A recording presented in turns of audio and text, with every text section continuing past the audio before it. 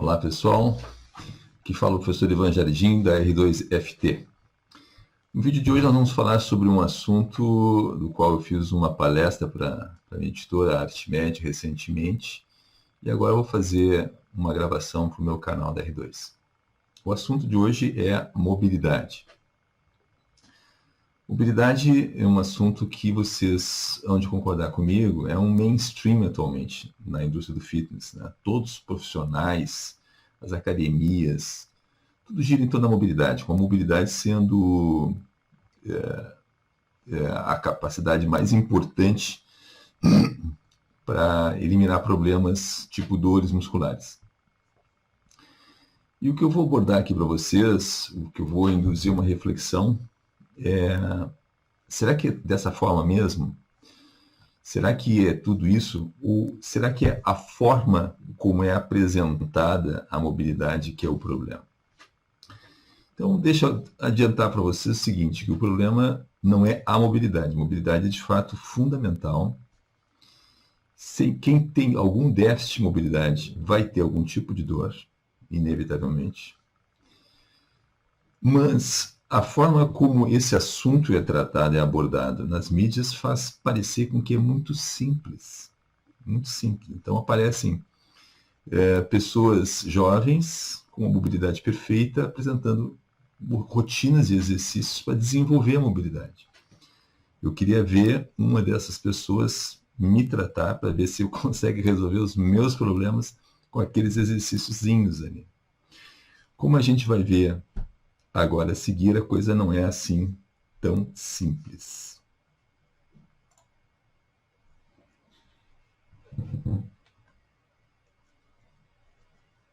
Deixa eu passar aqui para a tela cheia. Então,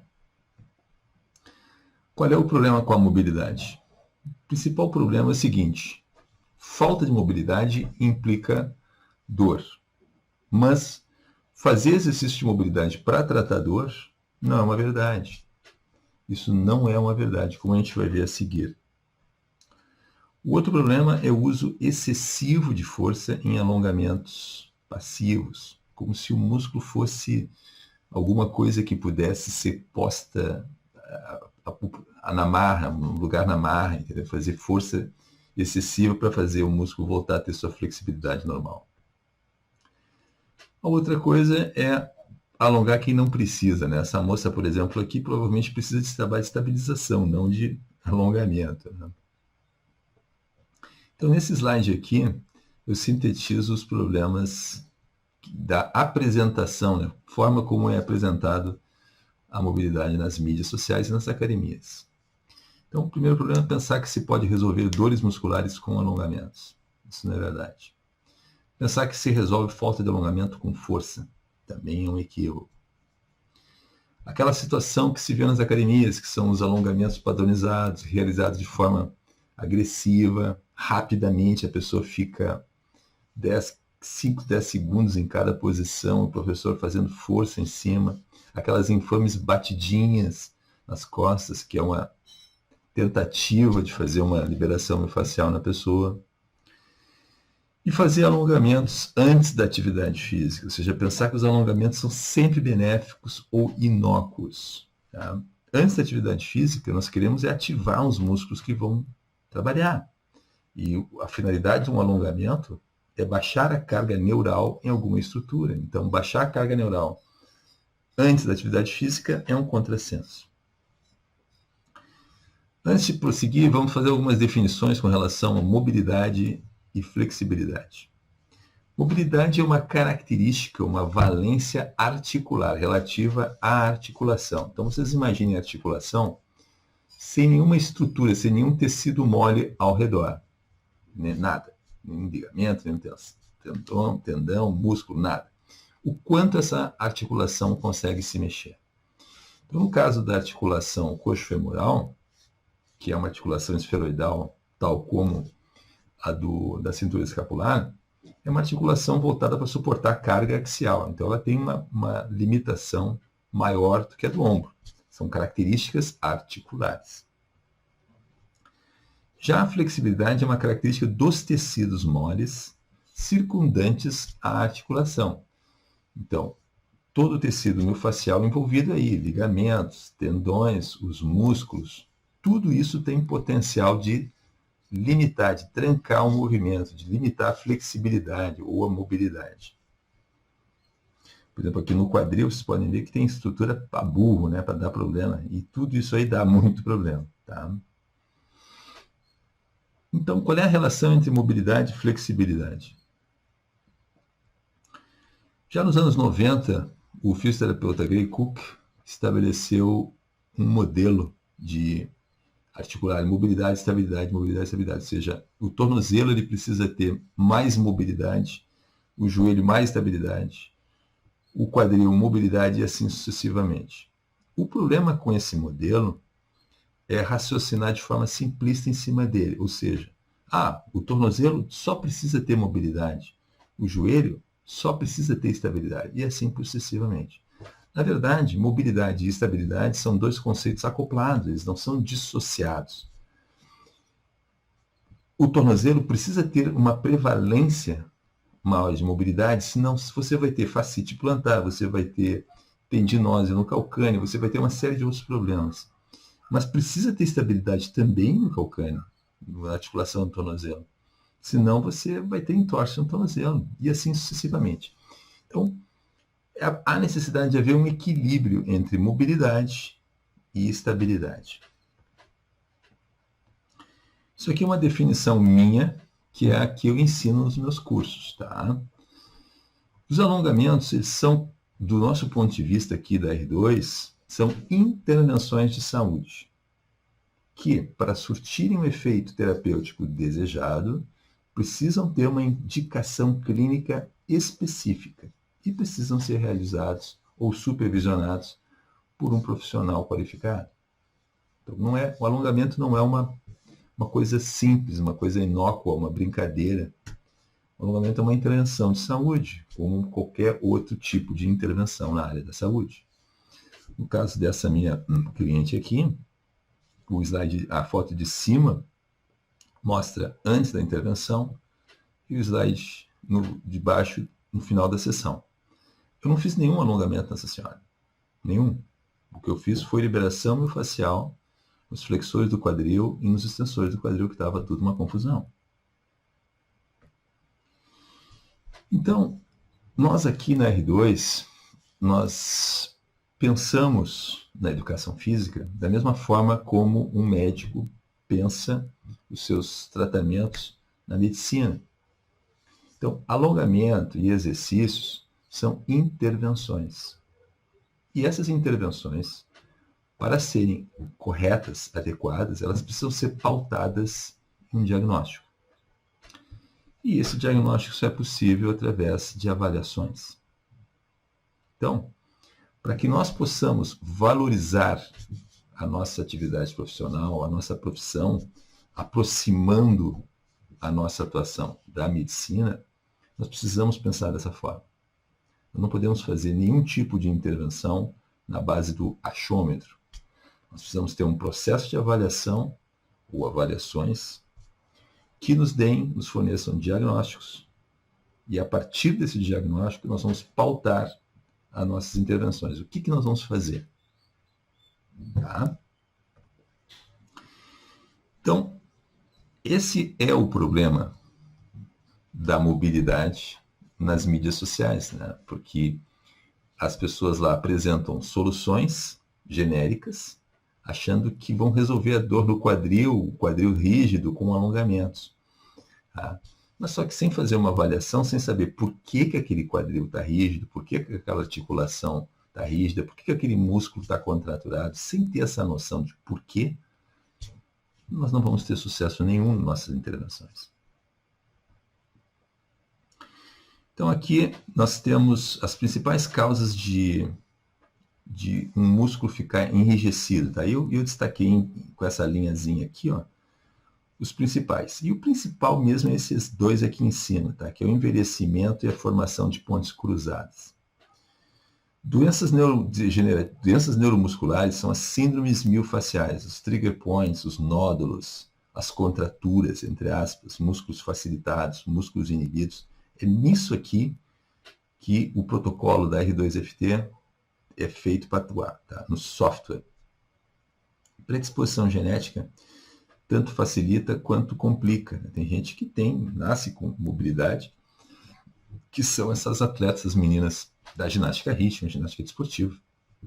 Esse tipo de atleta que tem já uma mobilidade geneticamente pré-determinada e com o treinamento só melhora. As cicatrizes também atrapalham a propriocepção e, portanto, facilitam o surgimento de contraturas. A deposição de colágeno na matriz celular é um outro fator que nós vamos abordar logo em seguida. E a contratibilidade celular é a contratibilidade das células musculares lisas que estão na fáscia e que respondem ao estado do sistema nervoso autônomo. No método R2FT, quais são as principais causas de perda de mobilidade que a gente verifica?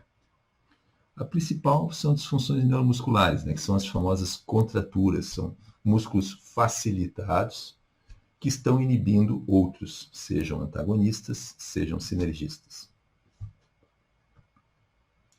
A segunda causa de perda de mobilidade são as adaptações anatômicas, que são fruto de disfunções neuromusculares sustentadas por décadas. E essa disfunção neuromuscular, do ponto de vista mecânico, biomecânico, ela se traduz em tensão nos tecidos. E essa tensão, seja tensão de alongamento, seja tensão de contração, essa tensão promove a deposição de colágeno nas estruturas. E uma vez que essa proliferação de colágeno tenha ocorrido, babaus, não tem mais conserto.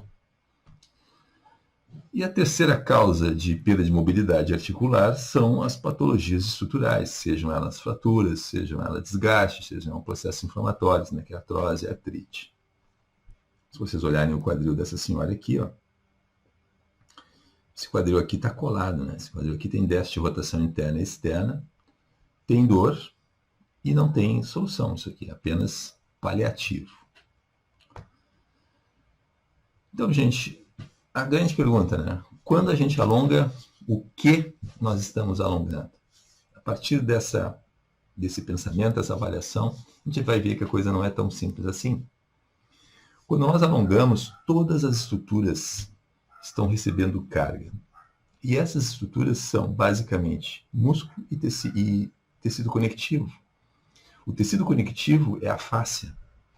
E nós temos vários tipos de tecido miofascial, cada um deles com características viscoelásticas diferenciadas.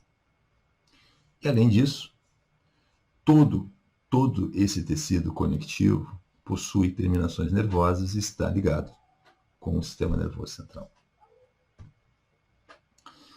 De modo, pessoal, que para nós podermos entender e trabalhar bem com alongamentos, nós temos que entender bem o tecido miofascial. E essa é a razão principal do problema, porque ninguém estuda fáscia na faculdade, nem a medicina, nem a fisioterapia, muito menos a educação física. É só músculo como se não tivesse nada ali. O que é fáscia e qual é a sua função? A definição mais moderna é essa aí. Fáscia é um órgão especializado que permeia todo o corpo, possuindo múltiplas funções. Se vocês forem olhar na medicina, ainda hoje, está lá assim, fáscia, abre aspas, é um tecido inerte que reveste os músculos, fechar aspas. E essa definição é uma definição totalmente obsoleta, porque a partir de 2005, Langevin, Stecco, Schleip e outros pesquisadores, utilizando microscopia eletrônica, os links desses textos estão tudo nas referências dessa apresentação, determinaram que, que a fáscia é ricamente inervada e tem células musculares lisas, então é um órgão vivo, e responde ao sistema nervoso autônomo. A fáscia basicamente é composta de proteína e água. E essa proteína são duas, colágeno e elastina. Então, dependendo do tipo de tecido conectivo, você vai ter mais colágeno ou mais elastina. O colágeno sendo a proteína de maior resistência mecânica, né? E a elastina ao contrário, o que dá mais maleabilidade. Então, a elastina, tecidos com mais elastina é encontrado somente nos vasos, reveste os órgãos, né, para regular a pressão, a bexiga, tá? Então, a nova definição de fáscia é essa aí, é todo tecido colágeno e tecido conectivo, tá? Então, existe a fáscia superficial e a fáscia profunda. Aqui nós temos o perimísio, ó, aqui epimísio, as aponeuroses. Esse aqui é o endomísio, ó. O endomísio é essa estrutura aqui em forma de favos, ó, onde se alojam as fibras musculares. As fibras musculares são esses tubinhos aqui, e tudo isso aqui é fáscia. Aqui nós temos o epimísio, esse aqui é o endomísio, né? E esse aqui é o epimísio. Tudo é fáscia. Então, quais são os tipos de tecido conectivo que existem? Existe o tecido conectivo fibroso solto, bastante substância de base, ele serve para preencher a cavidade entre os órgãos, preenche, protege, está cheio de células do sistema imunológico e é encontrado na epiderme. O tecido conectivo elástico, como o nome sugere, tem maior proporção de elastina e é encontrado nos órgãos, né? Tipo os vasos, na aorta para regular a pressão, na bexiga, né? Sistema pulmonar. Já o tecido conectivo denso é encontrado nos tendões e ligamentos, são onde tem mais colágeno, e esse colágeno está organizado de forma paralela, como vocês podem ver aqui. Então, isso aqui confere muita rigidez tensional ao tecido. O tecido conectivo irregular e denso possui pouca substância de base, pouca elastina, fibras espessas, suporta muita tensão e é encontrado na parte profunda da derme. Agora vamos ver as funções do tecido miofascial. Primeiro é a forma, o shape muscular, né? Os fisiculturistas são muito ligados nessa questão do shape muscular e, através da hipertrofia, só que se consegue fazer é aumentar o volume muscular, mas não se muda o shape. O shape é dado pela fáscia. Ok? A outra função muito importante para nós, educadores físicos, com relação ao movimento, é a capacidade desse tecido absorver energia mecânica, absorvê-la na forma de energia elástica e dissipá-la na forma de energia mecânica novamente. Esse princípio de absorver energia, dissipar e promover a liberação de energia elástica, a gente utiliza em pliometria, que é basicamente treinamento funcional de alto rendimento, treinamento atlético, tá? Muito importante para a educação física. A nutrição, porque na matriz extracelular tem açúcares e água, tem células imunes, tem mediadores inflamatórios e outros, tá?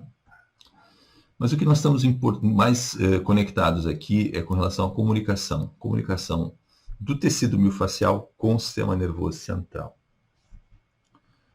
Mais especificamente, nós precisamos nos ater a essa terminação aqui, que é a terminação nervosa livre, e ao Ruffini, tá? Que é esse carinha aqui. Quando a gente estimula o Ruffini, tá? Através da liberação miofascial, nós vamos diminuir a atividade simpática. E isso faz com que o cérebro sinalize para baixar o nível de tensão muscular.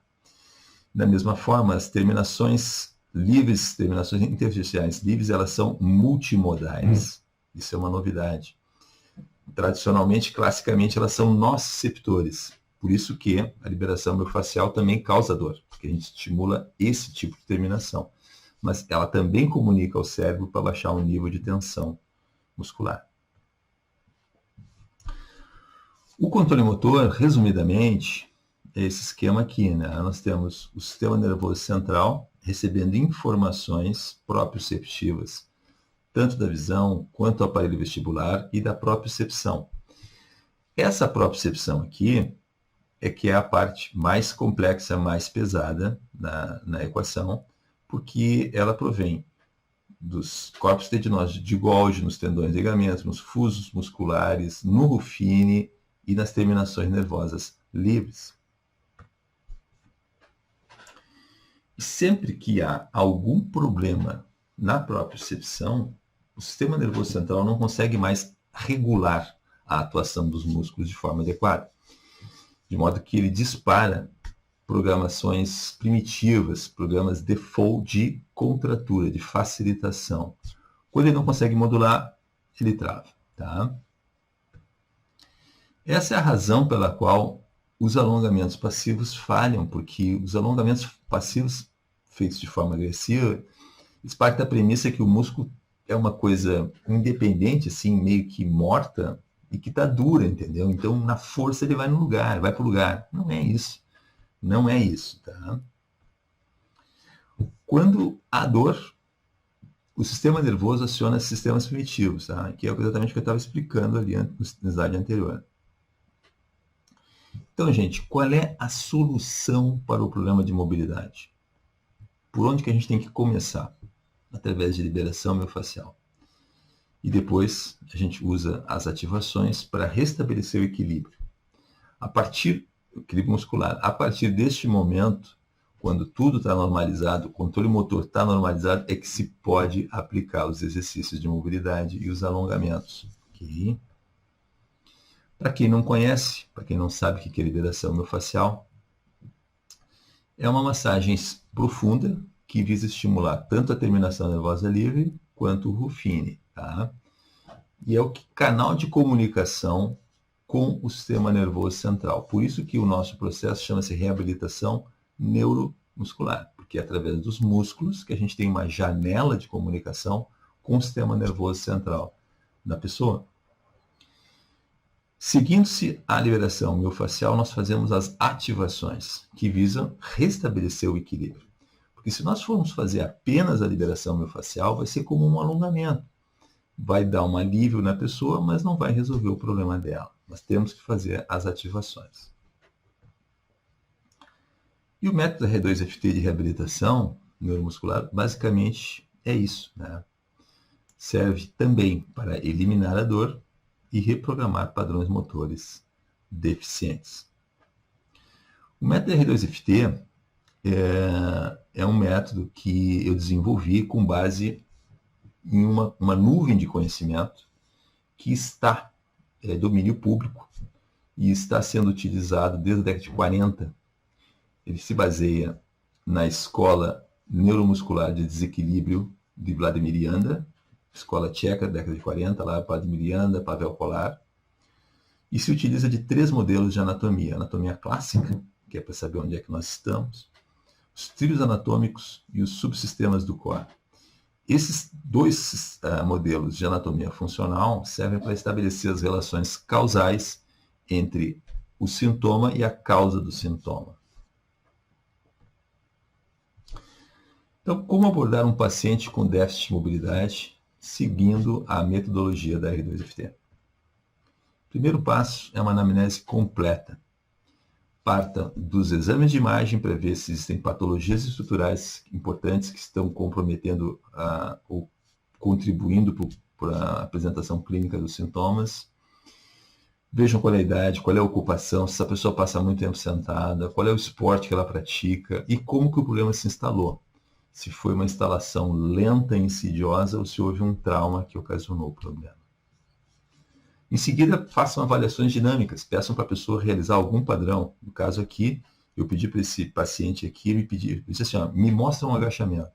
E foi isso aí que ele me mostrou. Tá? Isso aqui para ele é um agachamento. Então, através dessa avaliação dinâmica, a gente vê como é que está a função da pessoa. A terceira etapa é fazer as avaliações neuromusculares, é onde a gente vai descobrir por que aquela coisa está errada. Então, você faz a palpação e verifica o nível de reatividade à dor dos músculos. E esses músculos que são avaliados, você vai avaliar seguindo os mapas mentais de anatomia funcional que você tem na cabeça. A seguir, faça a liberação miofascial de todas as estruturas que estejam facilitadas, começando pelo ponto mais reativo. Tudo. Essa é uma diferença importante, enorme, grande, fundamental em relação à fisioterapia. Isso aqui parece fisioterapia, mas não é fisioterapia. O único ponto de contato é o fato de usar a terapia manual, mas o protocolo, a forma de pensar, a forma de trabalhar é completamente diferente. Então aqui nós não vamos fazer um ajuste pontual de alguma coisinha que está desequilibrada. Nós vamos avaliar tudo na frente, dos lados, atrás, e vamos liberar tudo e vamos ativar tudo, entendeu? Porque o nosso objetivo na R2FT não é ficar fazendo miofascial nas pessoas, e sim recolocá-las a treinar, recolocá-las a fazer a sua atividade. Seguinte, a liberação miofascial, nós vamos fazer as ativações, que como nós já vimos antes, elas visam restabelecer o equilíbrio muscular. E aí, por último, depois que o controle motor está restabelecido, sim, é a hora de colocar os exercícios de mobilidade. Eu sei que colocar dessa forma, assim como eu falei, pode parecer muito rápido o processo. Faz liberação, faz ativação e na mesma sessão vai já fazer os exercícios. Não é bem assim. Tá? Normalmente os quadros são complexos. Às vezes a pessoa chega muito mal mesmo. E só a etapa da liberação miofascial para baixar aquele nível de dor da pessoa leva às vezes 4, 6 sessões. Então às vezes demora muito tempo. Tá? Acontece levar 1 ano um processo de reabilitação. Então o método R2FT, ele pode ser utilizado para tratar mobilidade, para tratar dor, mas não se limita a isso. Fundamentalmente o objetivo é eliminar esse tipo de situação aqui, ó, que nós estamos vendo. Ó. A pessoa não tem a menor condição de fazer esse exercício aqui, é um terra-romeno, e está fazendo toda a torta, né? De perda de dissociação longo-pélvica, cervical em extensão, um horror. Então, esse tipo de situação, é para evitar esse tipo de situação, é que o método R2FT foi criado. Né? Ou seja, para nós termos na educação física critérios técnicos e entender que isso aqui é uma coisa absurda, inadequada, e não é uma intervenção de saúde. Entendeu? Você está mandando a pessoa fazer um exercício de qualquer maneira. A pessoa está executando isso aqui sem ter condições de fazer esse exercício. Então, pensar dessa forma não é uma intervenção de saúde. Não venham querer dizer que educação física na marra é uma intervenção de saúde, porque não é, porque não tem critério técnico. Não tem uma coisa errada e o que é certo. Não foi nos ensinado isso na faculdade. E essa é uma missão nossa aqui na R2, estabelecer critério técnico e diretrizes. Ou seja, para onde que a gente tem que estudar, o que a gente tem que estudar para o profissional de educação física poder enfrentar os desafios do século XXI na indústria do fitness. E nós temos que consertar esse tipo de situação que está aqui nesse slide. Tá? Bom, a seguir, por final, vou mostrar para vocês alguns exercícios de mobilidade. Tá? Eu não preciso me estender nisso aqui, porque a internet é prolífica, né, nesse assunto, está cheio de exercícios, alguns muito bons. Né? Mas antes, deixa eu só fazer uma pequena diferenciação aqui com relação às técnicas e tipos de alongamento. Tá? Basicamente, o alongamento tem duas naturezas, ou ele é ativo ou ele é passivo. O alongamento passivo eu não uso. Tá? Eu não uso. O que eu faço é o alongamento PNF, que é esse que eu estou fazendo aqui no colega Tiago Oeira,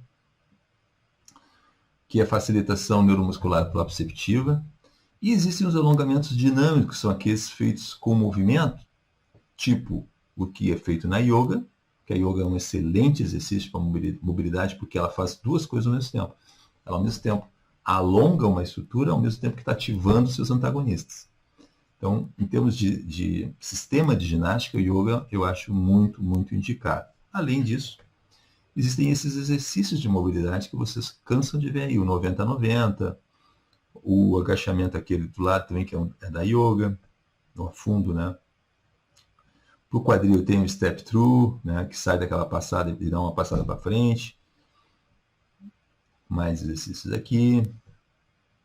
Para a coluna torácica. E basicamente é isso aí, pessoal. Muito obrigado pela audiência, quem assistiu até agora. Se esse vídeo foi de interesse para vocês, se vocês gostaram, não se esqueçam de deixar seu joinha, de compartilhar esse vídeo, se inscrevam no canal e até o próximo vídeo. Muito obrigado.